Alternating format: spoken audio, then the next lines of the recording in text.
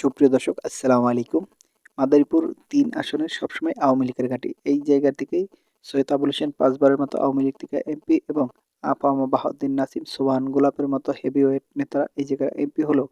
কালকিনি বড় ব্রিজ নামে পরিচিত, যেটা মূলত নদীর এপাশ থেকে ওপাশ বয়ে গেছে, যেখানে সিটি খান এবং সোবহান গোলাপের বাড়ির সংলগ্ন এই ব্রিজটি মূলত বহুদিন যাবৎ আওয়ামী লীগের আমলে কোনো কাঁচা নেই। একটা গাড়ি যাওয়ার পর পরবর্তীতে আরেকটা গাড়ি যাইতে পারে এবং মানুষের চলাচলের জায়গা থাকে না।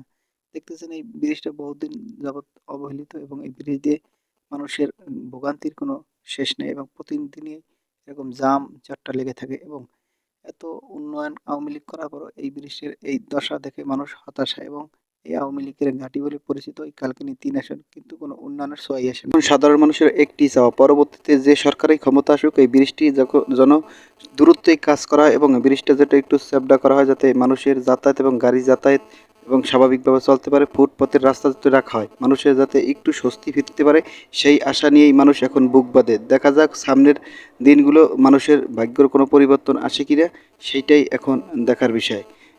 যেখানেই দুর্ভোগ, যেখানেই অনিয়ম, যেখানে দুর্নীতি, সেখানেই রুখে দাঁড়াবো। অবশ্যই আমাদের ভিডিও ভালো লাগলে অবশ্যই ফলো দিয়ে পাশে থাকুন। আর যারা ইউটিউব থেকে দেখেন অবশ্যই সাবস্ক্রাইব করে আমাদের পাশে থাকুন।